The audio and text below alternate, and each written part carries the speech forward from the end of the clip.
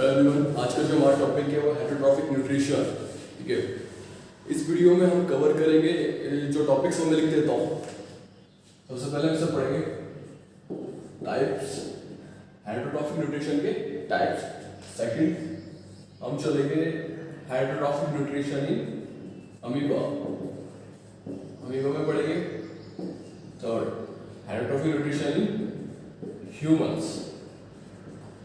ठीक है एवरीवन, तो सबसे पहले हम पढ़ेंगे इस वीडियो में टाइप्स ऑफ हेटरोट्रॉफिक न्यूट्रिशन, उसके बाद in amoeba, in humans.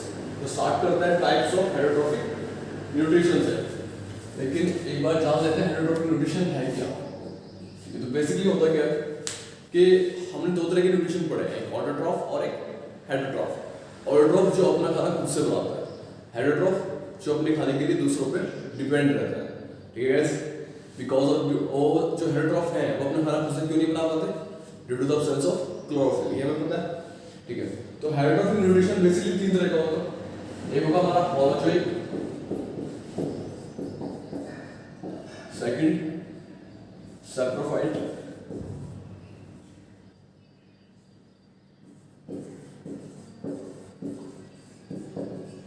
Third parasite.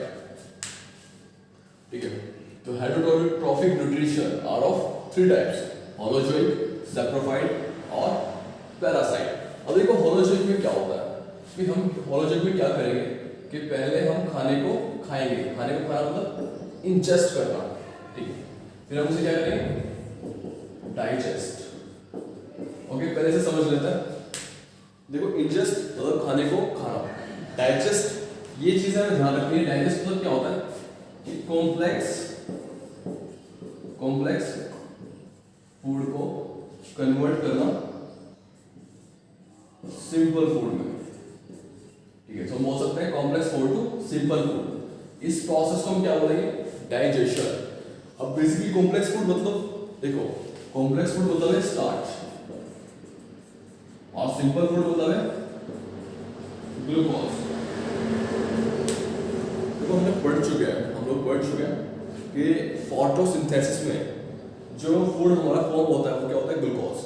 तो ग्लूकोज क्या है? हमारा सिंपलेस्ट फूड। ठीक है, लेकिन जब मैंने आपको बताया था कि जब ग्लूकोज के 100, 100 या फिर 150 मॉलिक्यूल्स आपस में क्या हो जाएंगे? जुड़ जाएंगे, तब वो क्या फॉर्म करेंगे? स्टार्च फॉर्म करेंगे। ठीक है, तो स्टार्च कॉम्प्लेक्स मतलब कि उसमें बहुत सारे मॉलिक्यूल है, वो कि अकेला मॉलिक्यूल नहीं है। ग्लूकोज एक अकेला मॉलिक्यूल था। ठीक है, ग्लूकोज का फॉर्मूला क्या है? C6H12O6। तो ऐसे ऐसे स्टार्च में कितने? 100 या 150, ऐसे ऐसे कितने? 100 to 150। ठीक है गाइस, तो ये कॉम्प्लेक्स है। अब बेसिकली सबसे पहले बात, हम खाना खाते क्यों हैं? मतलब हमें न्यूट्रिशन लेना क्यों है? तो न्यूट्रिशन हमें जरूरत है ताकि हम ग्रो कर सकें। तो अगर हमें ग्रोथ चाहिए, बेसिकली हम किससे बने? सेल से। और सेल किससे बनी है? हमारी प्रोटीन से, ग्लूकोज, कार्बोहाइड्रेट से और फैट से। ठीक है, ओके गाइस। और तो फूड से हमें क्या मिलता है? फूड से हमें प्रोटीन मिलता है, फैट मिलता है, कार्बोहाइड्रेट और भी चीजें मिलती है, विटामिन मिलता है, मिनरल्स मिलता है। ठीक है, लेकिन जो हमारी इंपॉर्टेंट चीज है वो ये है, मतलब मैक्रोन्यूट्रिएंट बोल सकते हैं। ठीक है, तो अगर हमें सेल फॉर्म करनी है, भाई हम ग्रो कब करेंगे? जब हमारी सेल बड़ी होगी, साइज में क्या हो जाएगी? बड़ी हो जाएगी, या फिर सेल डिवाइड करेगी। और सेल डिवाइड करने के लिए क्या चाहिए? एनर्जी चाहिए और हमें प्रोटीन चाहिए, फैट चाहिए और कार्बोहाइड्रेट चाहिए। और सेल को बड़ी करने के लिए भी हमें तीनों चीजें चाहिए। तो कहने का मतलब ये है कि अगर हम फूड नहीं लेंगे, फूड नहीं खाएंगे, तो हम ग्रो नहीं कर पाएंगे, रिपेयर नहीं कर पाएंगे। बाय चांस डैमेज हो गया, स्किन पे कट लग गया, कुछ हो गया या फिर चोट लग गई, तो हमारी बॉडी हील करती है, तो डैमेज को रिपेयर करती है। वो रिपेयर कैसे करती है? वो वहाँ पे नई सेल फॉर्म करती है। ठीक है गाइस, तो अगर फूड नहीं लेंगे तो सेल रिपेयर नहीं कर पाएंगे, खाना नहीं, एनर्जी नहीं फॉर्म होगी। हमें एनर्जी चाहिए चलने के लिए, बोलने के लिए और ग्रोथ करने के लिए। तो ये सब काम हमारे रुक जाएंगे। तो होता क्या है कि मैंने खाना खाया, उसे फिर डाइजेस्ट किया। डाइजेस्ट क्यों किया हमने? से डाइजेस्ट मतलब कॉम्प्लेक्स फूड को कन्वर्ट कर दिया सिंपल फूड में। अब क्वेश्चन ये कि डाइजेस्ट करना क्यों पड़ा? कॉम्प्लेक्स फूड को सिंपल फूड में कन्वर्ट क्यों करना पड़ रहा है? क्योंकि जो हमारा ये फूड है, इसे कहाँ जाना है? सेल के अंदर। भाई जो हमारा फंडामेंटल यूनिट है लाइफ की, वो क्या है? सेल। मतलब सारे काम क्या होंगे, सेल के अंदर होंगे। तो जो फूड से एनर्जी निकलेगी वो भी कहाँ जाएगी, वो भी कहाँ यूज होगी, सेल में होगी, और सेल के अंदर ही एनर्जी निकलेगी। ठीक है, तो फूड का सेल के अंदर जाना जरूरी है, लेकिन सेल कैसी होती है हमारी, बहुत छोटी होती है। ठीक है गाइस, तो सेल के अंदर ये चीज तो जा सकती है, लेकिन ये नहीं जा सकती, क्योंकि ये चीज क्या है, बड़ी है। स्टार्च एक बड़ा मॉलिक्यूल है, वो सेल के अंदर एंट्री नहीं कर सकता, ग्लूकोज कर सकता है। तो पहले हम क्या करेंगे, बड़े मॉलिक्यूल को कन्वर्ट करेंगे इसमें स्मॉल मॉलिक्यूल में, छोटे मॉलिक्यूल में। ओके गाइस, तो डाइजेशन, कोई पूछे व्हाट इज डाइजेशन, तो क्या बोलेंगे, ऐसे नहीं बोलेंगे, हमें ऐसे नहीं बोलना है कि डाइजेशन मतलब पाचन करना, डाइजेशन मतलब पाचन, वर्ड मीनिंग की बात नहीं चल रही है, वो डेफिनेशन पूछ रहा है। तो डेफिनेशन क्या है डाइजेशन की, conversion of complex food into simple one, that is known as digestion. ठीक है, तो होलोजिक न्यूट्रिशन में क्या होता है कि पहले हम खाना खाते हैं, उसके बाद डाइजेस्ट करते हैं। ठीक है, अब देखो सेप्रोफाइट में क्या होगा, सेप्रोफाइट में क्या होगा?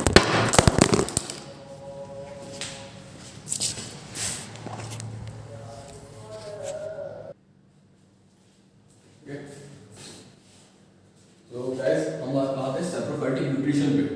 ठीक है, तो सेप्रोफाइटिक न्यूट्रिशन में क्या होता है कि हम जो सेप्रोफाइटिक ऑर्गेनिज्म क्या करेंगे कि जो फूड होगा वो ब्रेक डाउन होगा आउटसाइड द बॉडी, मतलब बॉडी के बाहर से क्या करेंगे, ब्रेक करेंगे। भाई कॉम्प्लेक्स फूड को सिंपल में कन्वर्ट करना है, क्या होता है, ब्रेक डाउन होना, तोड़ना। तो तोड़ेंगे फूड को, ठीक है, लेकिन कहाँ तोड़ेंगे, आउटसाइड द बॉडी, मतलब बॉडी के बाहर डाइजेशन करेंगे। पहले क्या करेंगे, उसका डाइजेशन करेंगे, digestion, break down of complex food into simple ones. ठीक है, और उसके बाद से क्या करेंगे, खाएंगे। ठीक है, इसके एग्जांपल क्या है, हमारा फंगी हो गया, मशरूम हो गया, ये सब है, ये सब हमारे कैसे हैं, सेप्रोफाइटिक ऑर्गेनिज्म, फंगी, मशरूम। और गाइस तो मतलब सेप्रोफाइटिक न्यूट्रिशन में बॉडी के बाहर खाने को डाइजेस्ट करता है, उसके बाद से क्या करता है, इंजेस्ट करता है, मतलब डाइजेशन मतलब पहले खाने को हम चढ़ाएंगे, ऐसे बोल सकता है। ठीक है, उसके बाद से क्या करेंगे, खाएंगे खाने को। अब आता है लास्ट हमारा पैरासाइटिक न्यूट्रिशन। देखो पैरासाइटिक न्यूट्रिशन में क्या है, ये जो ऑर्गेनिज्म होंगे, पैरासाइटिक ऑर्गेनिज्म होंगे, ये हमारी बॉडी में ही रहेंगे, मतलब हमारी बॉडी में रहेंगे एज अ होस्ट, और हमसे ही न्यूट्रिशन लेंगे बिना हमें कोई हार्म पहुंचाए। तो हम क्या बोल सकते हैं, पैरासाइटिक न्यूट्रिशन ऑर्गेनिज्म। ठीक है, they obtain their food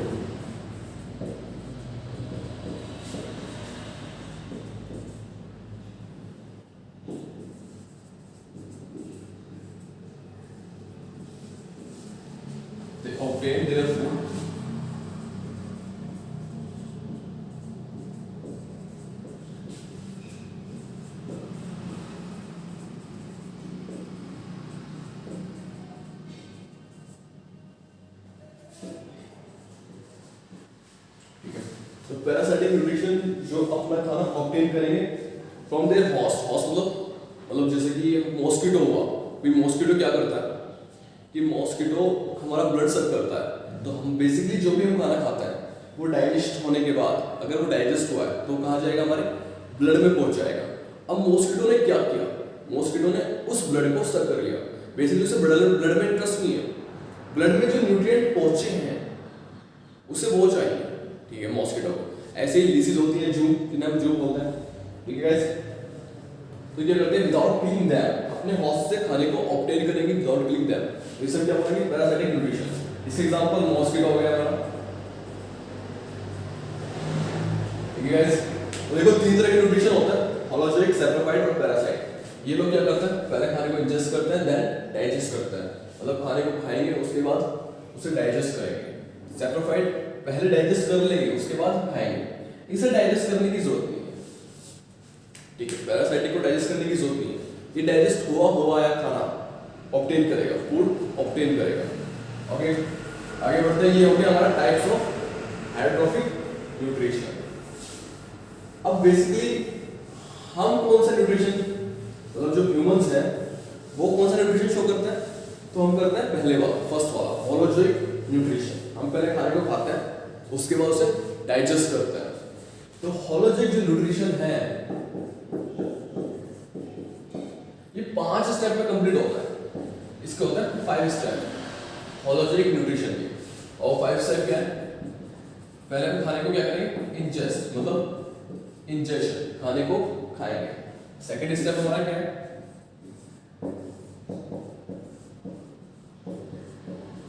digestion, मतलब खाना कॉम्प्लेक्स फूड कन्वर्ट होगा किसमें, सिंपल फूड में। थर्ड हमारा क्या है, एब्जॉर्प्शन, खाने को हम क्या करेंगे, एब्जॉर्ब करेंगे। एब्जॉर्ब करने का मतलब क्या है कि जो खाना हमने पचाया है, सिंपल फूड हमने जो कन्वर्ट किया है, वो कहाँ जाएगा, ब्लड में जाएगा हमारा, ठीक है। जहां पे हमने खाने को पचाया है, डाइजेस्ट किया है, वहां से वो कहाँ जाएगा, ब्लड में, उसे हम क्या बोल देंगे, एब्जॉर्प्शन। फोर्थ है हमारा एसिमिलेशन। देखो एसिमिलेशन में क्या होगा, जो खाना ब्लड में गया, ब्लड का काम होता है एक्चुअली सप्लाई करना, ट्रांसपोर्ट करना, मतलब हमारी बॉडी में हर जगह सेल है, ठीक है। तो जो हमने खाना खाया है, जो डाइजेस्ट किया है हमने, उस डाइजेस्ट हुए खाने को हमारी बॉडी की एवरी सेल में पहुंचाना, हर सेल में पहुंचाने का काम किसका है, ब्लड का।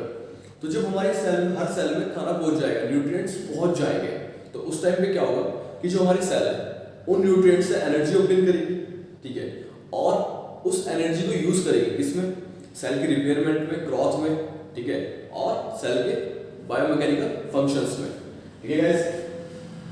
तो एसिमिलेशन हम क्या बोल सकते हैं कि फूड पार्टिकल्स का सेल में जाना, उससे एनर्जी निकालना और उस एनर्जी को यूज करना इसमें, ग्रोथ में, रिपेयरिंग में, बायोमैकेनिकल फंक्शंस में, ठीक है गाइस। फिफ्थ है हमारा इजेशन। इजेशन मतलब क्या होता है कि जो हमारा अनडाइजेस्टेड वेस्ट है, मतलब जो खाना हमारा क्या हुआ, डाइजेस्ट नहीं हुआ है, उसे बॉडी से बाहर निकालना, ठीक है। ये किसमें आएगा हमारा, इजेशन, मतलब या फिर हम बोल सकते हैं कि जो सब्सटेंस हमारे लिए कैसा है, टॉक्सिक, जहरीला है, उससे बिना डाइजेस्ट किए इसमें बॉडी से एलिमिनेट करना, बाहर निकालना, ये क्या होता है हमारा इजेशन। टॉक्सिक सब्सटेंस को बाहर निकालना या फिर अनडाइजेस्टेड वेस्ट को बॉडी को बाहर निकालना, बॉडी से बाहर निकालना। तो होलोजेनिक न्यूट्रिशन में 5 स्टेप होंगे हमारे, ठीक है, ओके। तो सबसे पहले जो हम होलोजेनिक न्यूट्रिशन है वो किसमें पढ़ेंगे, अमीबा में, ठीक है। अच्छा, अमीबा में हमें क्यों पढ़ना है, क्योंकि बेसिकली जो ऑर्गेनिज्म है हमारी दुनिया में वो दो तरह के हैं, एक तो यूनिसेलुलर जो एक सेल से बने हैं, और एक मल्टी सेलुलर जो बहुत सारे सेल से बने हैं। अब यूनिसेलुलर में क्या होता है कि सारे फंक्शन एक ही काम करते हैं, लेकिन मल्टी सेलुलर में क्या है कि हर फंक्शन के लिए, हर काम के लिए क्या है, अलग अलग एक सिस्टम बना हुआ है कि ये वाला काम ये सिस्टम करेगा, ये वाला काम ये सिस्टम करेगा, या फिर ये टिश्यू करेगा, ये ऑर्गन करेगा। तो हमारे में क्या है, एक स्पेशलाइज्ड स्ट्रक्चर बनी हुई है, सब कुछ क्या है, सिस्टमैटिक है, लेकिन यूनिसेलुलर में सिर्फ एक ही सेल काम करती है, ठीक है गाइस। तो पहले हम पढ़ेंगे होलोजेनिक न्यूट्रिशन इन अमीबा, ठीक है। तो अमीबा एक सेल से बनी हुई है, तो इसमें क्या होगा, साइटोप्लाज्म होगा और न्यूक्लियस होगा।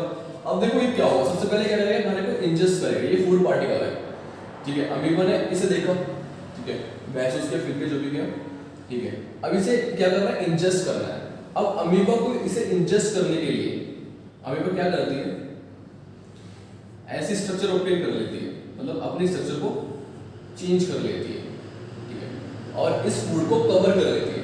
और जो इसने नई स्ट्रक्चर डेवलप की है इस खाने को इंजेस्ट करने के लिए, इसे हम बोलते हैं सूडोपोडिया। क्या बोलेंगे इसे, सूडोपोडिया, ठीक है। तो सूडोपोडिया, ठीक है, इस स्ट्रक्चर की हेल्प से अमीबा अपने खाने को इंजेस्ट कर पाती है। इंपॉर्टेंट क्वेश्चन है, ठीक है, पूछ सकता है कि किस तरह से अमीबा खाने को इंजेस्ट करती है, तो with the help of pseudopodia, ठीक है। अब क्या होगा, जैसे खाना इसके रेंज में आया, इसने अपनी स्ट्रक्चर चेंज कर ली,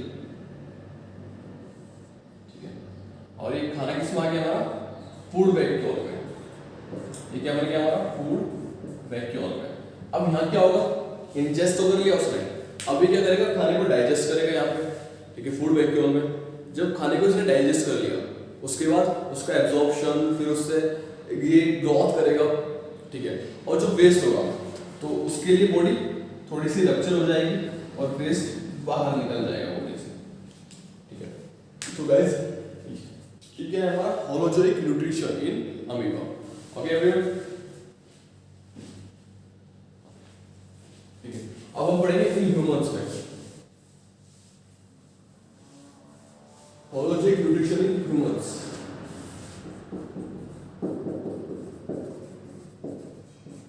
सबसे पहली बात, हमारी बॉडी में न्यूट्रिशन को ऑब्टेन करने के लिए हमारे पास क्या है, एलिमेंट्री कैनाल। क्या है हमारे पास, एलिमेंट्री कैनाल। मैंने आपको बताया था कि इस चैप्टर का नाम क्या है, लाइफ प्रोसेस, और एक न्यूट्रिशन भी क्या है, लाइफ प्रोसेस। ठीक है, मतलब जीने के लिए जो प्रोसेस हमें करनी पड़ता है, जो मेंटेन करने के लिए अपने आप को, लाइफ को प्रोसेस करना पड़ता है। ठीक है, तो उसमें जो न्यूट्रिशन है उसके लिए हमारी बॉडी में एक स्पेशल स्ट्रक्चर है, उसमें क्या बोलते हैं, एलिमेंट्री कैनाल। तो एलिमेंट्री कैनाल सिर्फ किस लिए, न्यूट्रिशन के लिए। ओके गाइस, एलिमेंट्री कैनाल में हमारा क्या क्या है, एलिमेंट्री कैनाल हमारी माउथ से एनस तक होती है, माउथ टू एनस। ठीक है, ओके, इसमें हमारा क्या आ जाएगा, माउथ के बाद हमारा आ जाएगा ईसोफेगस। ईसोफेगस क्या होता है हमारा, फूड पाइप। उसके बाद हमारा स्टोमक, फिर हमारी स्मॉल इंटेस्टाइन, फिर हमारी लार्ज इंटेस्टाइन। ओके, उसके बाद हमारा रेक्टम, फिर एनस, लीवर भी इसमें आता है, गॉलब्लैडर भी इसमें आता है, पैनक्रियास भी इसमें आता है। ओके गाइस, पढ़ेंगे धीरे धीरे सब चीजों के बारे में। तो जो न्यूट्रिशन है हमारा वो कहाँ होगा, एलिमेंट्री कैनाल में। अब ह्यूमंस में क्या होता है कि बेसिकली दो तरह के न्यूट्रिएंट होते हैं। जो हम खाना खाएंगे उसमें दो तरह के न्यूट्रिएंट होंगे, एक तो मैक्रो न्यूट्रिएंट और एक होता है हमारे माइक्रो न्यूट्रिएंट। जो है दो तरह के होंगे, एक मैक्रो और एक माइक्रो। अब इन दोनों में फर्क समझ ले पहले क्या होता है कि जो मैक्रो न्यूट्रिएंट हैं वे हमारे कॉम्प्लेक्स सब्सटेंस हैं। तो मतलब अगर हमें उन्हें बॉडी में हेल्प, मतलब बॉडी अगर इनसे हेल्प चाहती है या फिर बॉडी में यूज करना चाहती है तो इन चीजों को डाइजेस्ट करना जरूरी है। ठीक है, जो हमारे माइक्रो न्यूट्रिएंट है वे ऑलरेडी कैसे होते हैं, सिंपल, जैसे कि वाटर हो गया। हमारा वाटर क्या है, सिंपलेस्ट फॉर्म है। ठीक है भाई, ओके। और जो हमारा विटामिन्स हो गए, जो हमारे मिनरल्स हो गए, मिनरल्स हुए, विटामिन्स हुए, वाटर हुआ, ये सब क्या हमारे, ये सब हमारे सिंपलेस्ट फॉर्म है। ठीक है, ये क्या हमारे माइक्रो न्यूट्रिएंट, इन्हें हम डाइजेस्ट नहीं करना पड़ता हमें। ठीक है, लेकिन जो हमारे मैक्रो न्यूट्रिएंट है, जैसे कि हमारा हो गया कार्बोहाइड्रेट, कॉम्प्लेक्स कार्बोहाइड्रेट, भाई कॉम्प्लेक्स वाले कार्बोहाइड्रेट, जैसे स्टार्च हो गया। ओके, और हमारा क्या हो गया, फैट, और हमारा हो गया प्रोटीन। तो इन तीनों को हमारी बॉडी को डाइजेस्ट करना है। ठीक है, तभी हम इन्हें यूज कर सकते हैं, मतलब ये बॉडी में वरना एब्सॉर्ब नहीं होंगे। ठीक है गाइस, ओके। तो मैक्रो न्यूट्रिएंट, हम किसकी बात करेंगे यहाँ पे, से मैक्रो न्यूट्रिएंट की। अब मैक्रो न्यूट्रिएंट तीन तरह के होते हैं हमारे, एक कार्बोहाइड्रेट, एक फैट और एक प्रोटीन। तो होलोजेनिक न्यूट्रिशन में जो हमारा फर्स्ट स्टेप होगा वो क्या होगा, फूड का इंजेक्शन, मतलब फूड को खाना। अब जो हमने फूड खाया है, जो हमने फूड इंजेस्ट किया है, उसमें हमारा फैट भी है, कार्बोहाइड्रेट भी है और प्रोटीन भी है, तीनों चीजें। ठीक है, तो अब क्या होगा, उनका सेकंड स्टेप क्या है, डाइजेशन। कार्बोहाइड्रेट का, फैट का और प्रोटीन का डाइजेशन होगा। ठीक है, मतलब उन्हें कॉम्प्लेक्स सब्सटेंस को उन्हें किसमें कन्वर्ट करेंगे, सिंपल सब्सटेंस में। ओके, तो हम क्या करेंगे, सेपरेटली पढ़ेंगे, कार्बोहाइड्रेट का अलग से पढ़ेंगे, फैट का अलग से पढ़ेंगे और प्रोटीन का अलग से डाइजेशन पढ़ेंगे। ठीक है, सबसे पहले हम स्टार्ट करते हैं कार्बोहाइड्रेट का। ठीक है, ओके। देखो मैंने आपको पहले ही बता चुका हूं कि ग्लूकोज और स्टार्च ये दोनों हमारे क्या है, कार्बोहाइड्रेट है। ठीक है, दोनों में फर्क क्या है, ये कॉम्प्लेक्स कार्बोहाइड्रेट है, ये क्या है हमारा सिंपल कार्बोहाइड्रेट। ठीक है, ओके। तो मान लिया जो हमने खाना खाया, जो हमने फूड लिया, उसमें क्या था हमारा कॉम्प्लेक्स कार्बोहाइड्रेट, या फिर हम बोल सकते हैं स्टार्च। ठीक है, तो जो स्टार्च है इसका डाइजेशन स्टार्ट हो जाता है माउथ में। जैसे हमने खाया, माउथ से ही इसका डाइजेशन स्टार्ट हो जाएगा। माउथ से कैसे, माउथ में होता है हमारा सैलिवरी ग्लैंड। माउथ में क्या होती है हमारी, सैलिवरी ग्लैंड। ग्लैंड क्या होती है, एक ग्रुप ऑफ स्पेशल सेल, कुछ स्पेशल सेल का ग्रुप होगा जो क्या करेगा, एक पर्टिकुलर फंक्शन के लिए होगा। इसका काम है एंजाइम छोड़ना, बाकी और चीजें छीड़ना और जूस छोड़ना, रिलीज करना बॉडी में। तो एक ग्लैंड है हमारे सैलिवरी ग्लैंड। ठीक है, ओके। ये जूस सेक्रेट करती है, इसका नाम क्या है, सलाइवा। तो हमारे माउथ में ग्लैंड होती है सैलिवरी ग्लैंड, जो एक फ्रूट सेक्रेट करती है, इसका नाम है सलाइवा। इसे बेसिकली हिंदी में लार भी बोलते हैं या लार भी बोलते हैं। ठीक है, अब सलाइवा में क्या होता है, सलाइवरी एमाइलेज। सलाइवा में एंजाइम होता है, क्या होता है,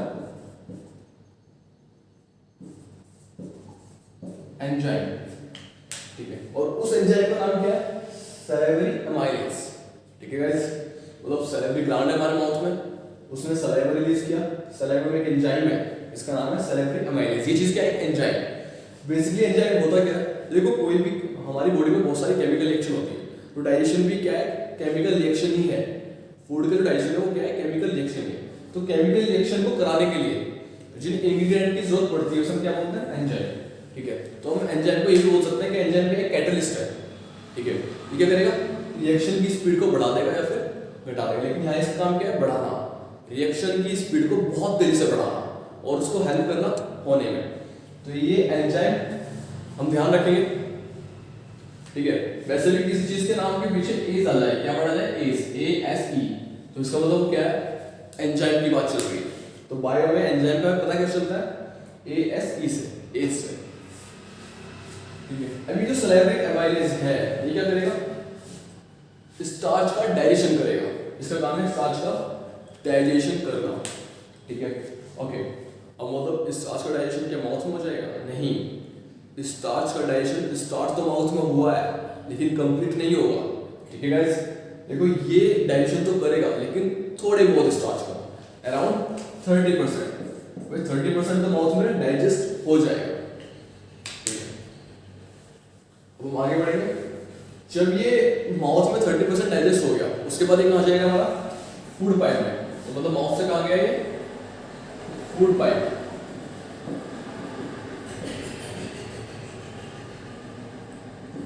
माउथ से गया हमारा ये फूड पाइप। फूड पाइप को बायोलॉजिकल लैंग्वेज में हम क्या बोलते हैं, ईसोफेगस, क्या बोलेंगे, ईसोफेगस,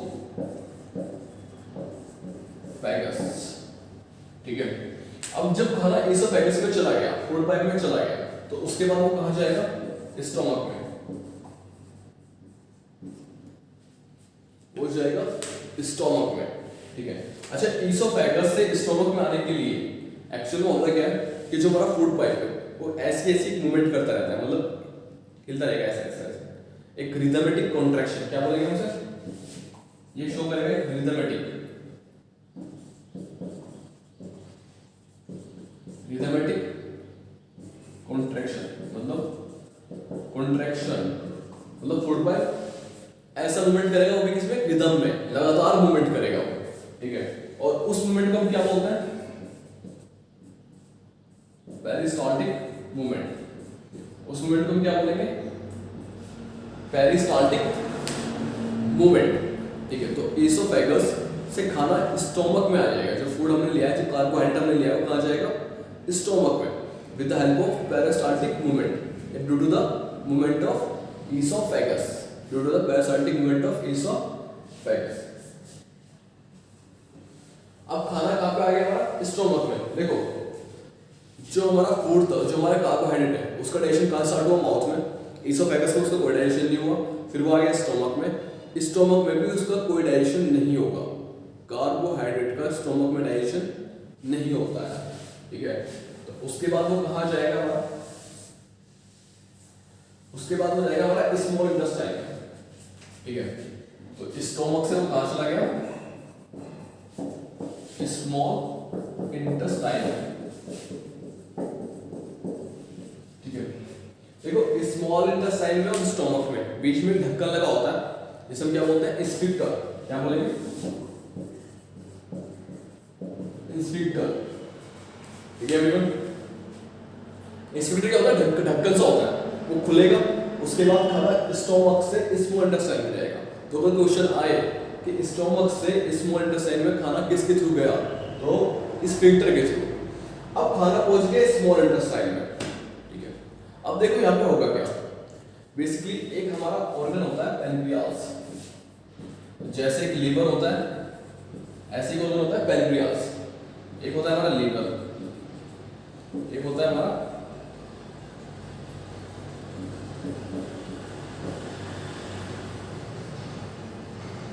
गॉल ब्लैडर। आप लोगों ने सुना होगा, ये सब क्या है हमारे बॉडी में? ऑर्गन। एक पित्त की थैली बोलते हैं इसे।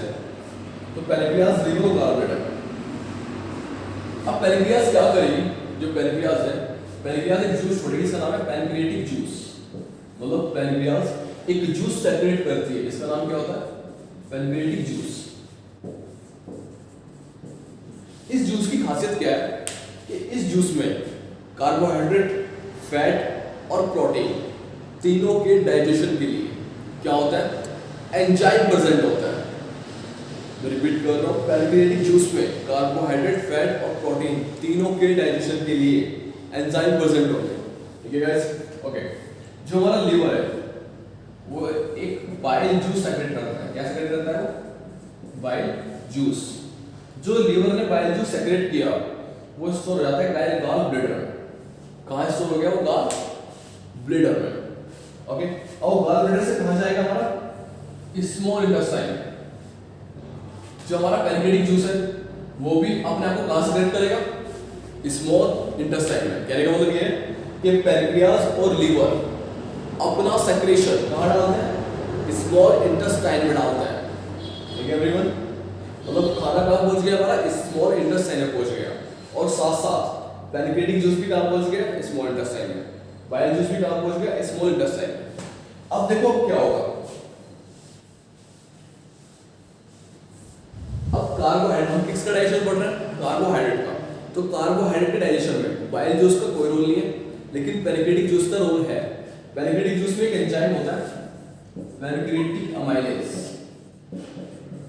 Pancreatic amylase. ठीक है। अब इसका काम क्या है? इसका काम है कार्बोहाइड्रेट को डाइजेस्ट करना। ठीक है, स्मॉल इंटेस्टाइन में। ठीक है, तो स्मॉल इंटेस्टाइन में कार्बोहाइड्रेट पे डाइजेस्ट कौन करेगा? Pancreatic amylase. देखो अब तक हमने कार्बोहाइड्रेट के डाइजेशन के लिए दो एंजाइम पढ़े हैं बस। एक सैलिवरी अमाइलेज जो माउथ में था, एक पैनक्रिएटिक अमाइलेज जो कहाँ है? स्मॉल इंटेस्टाइन में। तो लेकिन जो खाना डाइजेस्ट करेगा ये 100% ये भी डाइजेस्ट नहीं करेगा। ठीक है, 100% डाइजेस्ट कौन करता है? Intestinal juice.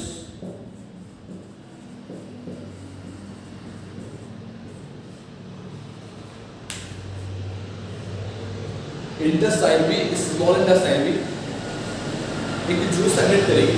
इसका नाम क्या होगा? Intestinal juice. तो इंटेस्टाइनल जूस जो हमारा एंड वर्क है वो करता है, मतलब 100% डाइजेस्ट ये करता है। जो हमारा इंटेस्टाइनल जूस है इसमें भी तीनों को डाइजेस्ट करने की एबिलिटी है। ये प्रोटीन को डाइजेस्ट कर सकता है, कार्बोहाइड्रेट को भी और फैट को भी, और लास्ट में काम करेगा और फाइनल डाइजेशन करेगा। ठीक है, तो हमारा फाइनल डाइजेशन किसने किया? इंटेस्टाइनल जूस है। और हमारा फाइनल डाइजेशन कहाँ हुआ? स्मॉल इंटेस्टाइन में हुआ। हमें ये याद रखना है। तो final, where does final digestion takes place? In small intestine. अब जो हमारा स्टार्च है वो डाइजेस्ट हो चुका है। माउथ से आता था, कहाँ स्टार्च हो गया? कहाँ डाइजेस्ट हो गया? स्मॉल इंटेस्टाइन में। वो क्या बन चुका है? वो ग्लूकोज। ठीक है, तो जो स्टार्च है वो कन्वर्ट हो गया किसमें? हमारा ग्लूकोज में। तो what is the simplest form of starch? Glucose. ठीक है गाइस, तो ये था हमारा स्टार्च का डाइजेशन या फिर कॉम्प्लेक्स कार्बोहाइड्रेट का डाइजेशन। अब हम चलते हैं प्रोटीन की तरफ।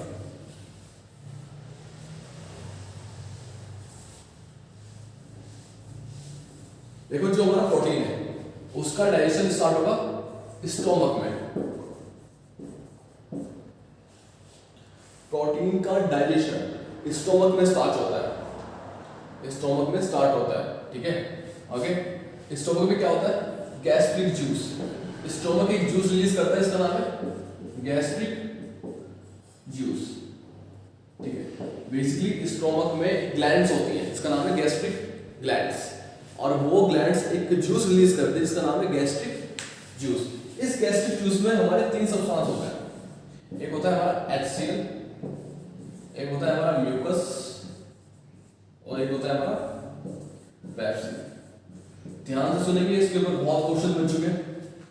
Gastric juice contain three substance, HCl, mucus और पेप्सिन।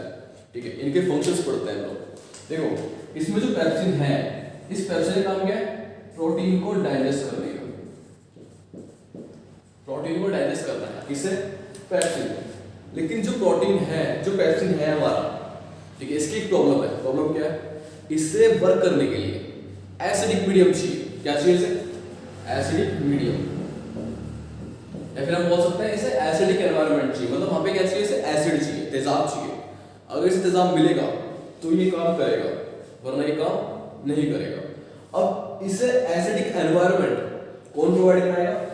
HCl। ठीक है, तो क्वेश्चन क्या आएगा? What is the function of HCl? तो हम आंसर क्या देंगे? प्रोवाइड एसिडिक एनवायरनमेंट या acidic medium to the pepsin. ठीक है, तो HCl क्या होता है? एक एसिड होता है जिसका काम पेप्सिन को एसिडिक एनवायरनमेंट प्रोवाइड करना होगा ताकि पेप्सिन अपना काम कर सके। दूसरा, जो हार्मफुल बैक्टीरिया है ये उन्हें किल भी करता है, तो it kill the HCl also kills the harmful micro organism. ठीक है गाइस, ओके। तो HCl एक तेजाब है। अब तेजाब है तो भाई हमारे स्टोमक को जला सकता है, भाई स्टोमक को तो बर्न कर सकता है ना तेजाब, ठीक है।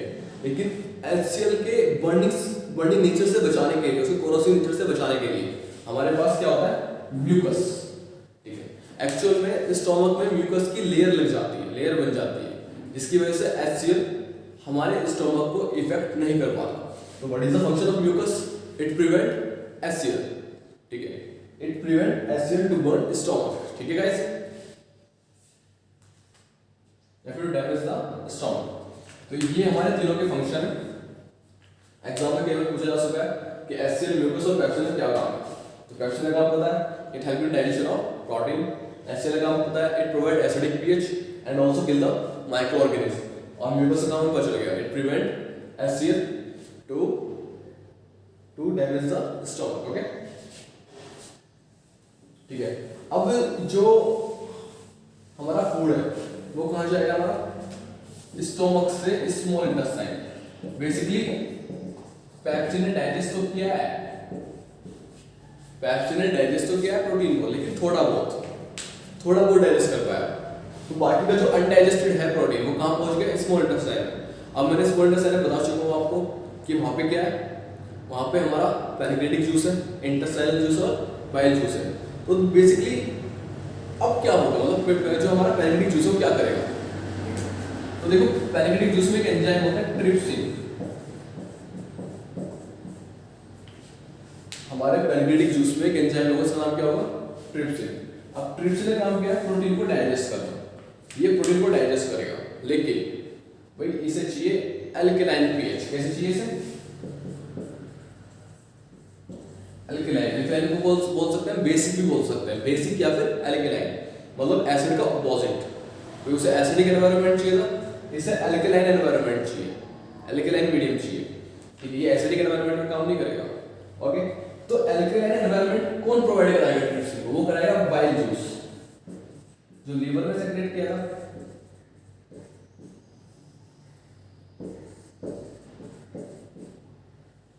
ठीक है, तो बाइल जूस ने अल्कलाइन मीडियम प्रोवाइड करा दिया किसे? ट्रिप्सिन को। अब ट्रिप्सिन क्या करेगा? प्रोटीन को डाइजेस्ट करेगा, लेकिन 100% डाइजेस्ट नहीं कर पाएगा। 100% डाइजेशन कौन करेगा? इंटेस्टाइनल जूस, मैं आपको पहले बता चुका हूं। ठीक है, ओके। तो प्रोटीन हमारा क्या हो जाएगा? इंटेस्टाइनल जूस की हेल्प से डाइजेस्ट हो जाएगा। और जब प्रोटीन डाइजेस्ट होगा तो मतलब प्रोटीन क्या है? कॉम्प्लेक्स फॉर्म है, तभी उसे डाइजेस्ट करना पड़ा। तो उसकी सिंपल फॉर्म क्या होगी प्रोटीन की? अमीनो एसिड, मतलब प्रोटीन था कॉम्प्लेक्स, इसकी सिंपल फॉर्म क्या है? Amino acids. Okay guys, protein का डाइजेशन हो चुका है। अब हम आगे बढ़ेंगे फैट के डाइजेशन पे।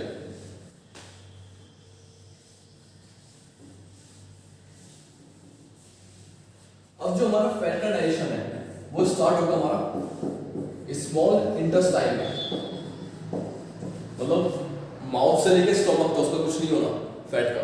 फैट का डाइजेशन स्टार्ट कहाँ होता है? स्मॉल इंटेस्टाइन में। और सबसे पहले इसमें काम कौन करता है? Bile juice. बेसिकली होता क्या है, मैंने आपको पहले ही बताया, पैनक्रियाटिक जूस में तीनों को डाइजेस्ट करने की एबिलिटी है, फैट को, प्रोटीन को और कार्बोहाइड्रेट को। उसके पास तीनों के लिए एंजाइम है। भाई फैट के लिए कौन, कार्बोहाइड्रेट के लिए कौन सा था उसके पास? Pancreatic amylase. प्रोटीन के लिए कौन सा है उसके पास? ट्रिप्सिन। और फैट के लिए उसके पास क्या है? लाइपेज। अब लाइपेज की प्रॉब्लम है, देखो होता क्या है, जो हमारे फैट के मॉलिक्यूल हैं वे बहुत बड़े बड़े होते हैं, तो लाइपेज उन पे काम नहीं कर पाता, तो उन पे काम कौन करेगा? पहले बाइल जूस करेगा। ठीक है, बाइल जूस क्या करेगा? उन बड़े बड़े मॉलिक्यूल को छोटे छोटे मॉलिक्यूल में तोड़ देगा। ठीक है, और इस प्रोसेस को हम बोलते हैं इमल्सिफिकेशन। क्या बोलेंगे इस प्रोसेस को? Emulsification of fat. तो बाइल जूस का काम क्या है? तो बाइल जूस के दो फंक्शन है, एक तो अल्कलाइन पीएच प्रोवाइड करना, दूसरा फैट का इमल्सिफिकेशन करना, मतलब उसे छोटे छोटे मॉलिक्यूल में तोड़ देना, लार्जर मॉलिक्यूल्स को। ठीक है गाइस, उसके बाद हमारा कौन काम करेगा? लाइपेज। लाइपेज क्या करेगा? ठीक है, उसमें वर्क करेगा और फैट को डाइजेस्ट करेगा, लेकिन कंप्लीट डाइजेशन वो नहीं कर पाएगा। कंप्लीट डाइजेशन कौन करेगा? हमारा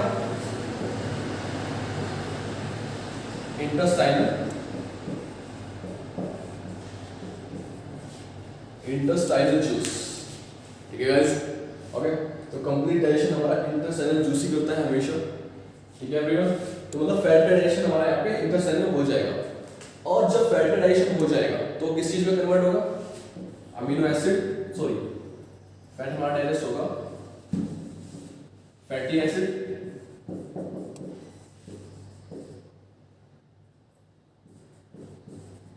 प्लस ग्लिसरॉल। ठीक है, तो क्वेश्चन क्या आएगा? What is the simplest form of fat? भाई फैट एक कॉम्प्लेक्स फॉर्म है, उसकी सिंपलेस्ट फॉर्म क्या है? तो फैटी एसिड प्लस ग्लिसरॉल।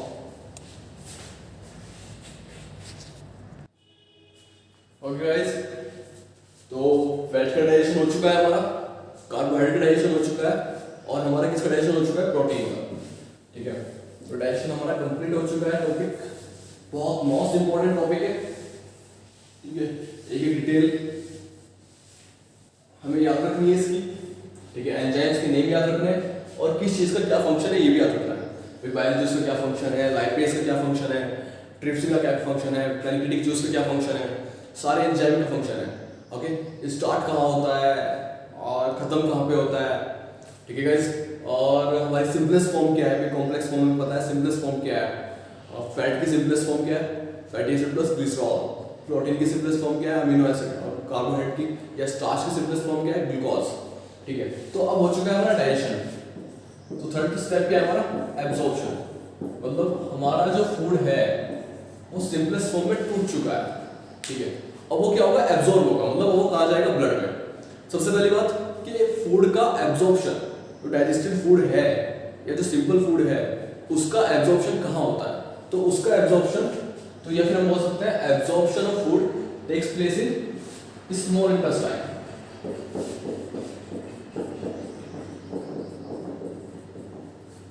ठीक है, अब ये कि स्मॉल इंटेस्टाइन में क्यों होता है? स्मॉल इंटेस्टाइन में ऐसा क्या है कि इसमें फूड का एब्जॉर्प्शन होगा? देखो बेसिकली इसमें क्या होता है, इसमें स्मॉल इंटेस्टाइन हमारी एक स्पेशली डिजाइन है। ठीक है, इसे डिजाइन किया गया है, और इस तरह से डिजाइन किया गया है कि यहाँ पे एब्जॉर्प्शन मैक्सिमम हो सके। वो किसके हेल्प से? विली। इसमें एक स्ट्रक्चर होती है विली। विली क्या होती है? हमारी फिंगर लाइक प्रोजेक्शन, मतलब जैसे हमारी फिंगर्स होती है, ऐसा होता है कुछ, तो मतलब इस ऐसे ऐसे ऐसे होगा कुछ। अब विली के पास क्या होगी? एक तो बहुत सारी ब्लड वेसल्स। बेसिकली फूड को कहाँ एब्जॉर्ब होना है? फूड को कहाँ जाना है? ब्लड में जाना है। तो एक तो इसके पास क्या होगी? बहुत सारी ब्लड वेसल्स। जब इसके पास बहुत सारी ब्लड वेसल्स है ताकि इजीली फूड जा सके, इसमें ब्लड में जा सके, ब्लड में मिल सके। ठीक है, दूसरा इट इंक्रीज सरफेस एरिया। क्या करेगी? Increase surface area. वे सरफेस एरिया बढ़ा देगी। सरफेस एरिया कैसे बढ़ाएगी? देखो ये ऐसे ऐसे स्ट्रक्चर है, अगर हम खोलेंगे तो कितना लंबा बैठ जाएगा। तो बेसिकली इसने क्या किया? सरफेस एरिया बढ़ा दिया। ठीक है, तो विली क्या करती है? मैक्सिमाइज द एब्जॉर्प्शन, फूड के एब्जॉर्प्शन को मैक्सिमाइज करेगी। कैसे? By increasing the surface area and having large number of blood vessels. तो इसके दो रीजन है, एक तो इसके पास क्या है? ब्लड वेसल्स बहुत सारी होती है, और दूसरा इसके बाद ये सरफेस एरिया को इंक्रीज कर सकती है। तो ये क्वेश्चन कई बार आ चुका है एग्जाम में विली के ऊपर, ये हम ध्यान रखेंगे। ठीक है, कभी कभी क्वेश्चन इनडायरेक्टली भी आता है कि स्मॉल इंटेस्टाइन को कैसे डिजाइन किया गया है ताकि वो एब्जॉर्प्शन मैक्सिमम हो सके। तो small intestine have special structure called villi. ठीक है, which have large number of blood vessels and it increase surface area। ठीक है भाई, ओके। तो स्मॉल इंटेस्टाइन के पास क्या होता है? विली होता है, ओके, जिसके पास क्या है, बहुत सारे ब्लड वेसल्स हैं और सरफेस एरिया को इंक्रीज करेगा। तो खाना क्या हो चुका है, एब्जॉर्ब हो चुका है। अब क्या होगा, हमारा जो खाना है वो हमारी बॉडी की हर सेल में जाएगा। मतलब फोर्थ स्टेप क्या है हमारा,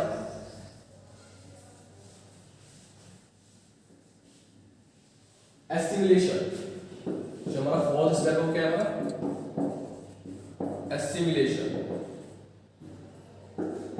ठीक है, मतलब खाना चला गया हमारी बॉडी के हर सेल में, सेल ने उसमें से एनर्जी निकाली और उस खाने को यूज कर लिया किसमें, रिपेयरमेंट में, ग्रोथ में, मैकेनिकल फंक्शन, बायोमैकेनिकल फंक्शन में। ठीक है, लास्ट है हमारा इजेशन। देखो जो हमारा अनडाइजेस्टेड वेस्ट है वो कहाँ चला जाएगा, हमारा लार्ज इंटेस्टाइन में, लार्ज इंटेस्टाइन से रेक्टम में, रेक्टम में वो स्टोर हो जाएगा और एनएस के थ्रू वो पास आउट हो जाएगा बॉडी से बाहर। ठीक है, तो इजेशन मतलब वो अनडाइजेस्टेड वेस्ट को बॉडी से बाहर निकालना। तो गाइस ये था हमारा हाइड्रोट्रोफिक न्यूट्रिशन, काफी बड़ा टॉपिक है। ओके, इसकी डिटेल हमें याद रखनी है, बहुत इंपॉर्टेंट है एग्जाम पॉइंट ऑफ व्यू से। और नेक्स्ट में पढ़ेंगे हम रेस्पिरेशन। नेक्स्ट टॉपिक क्या होगा हमारा, रेस्पिरेशन, जो हम नेक्स्ट वीडियो में कवर करेंगे।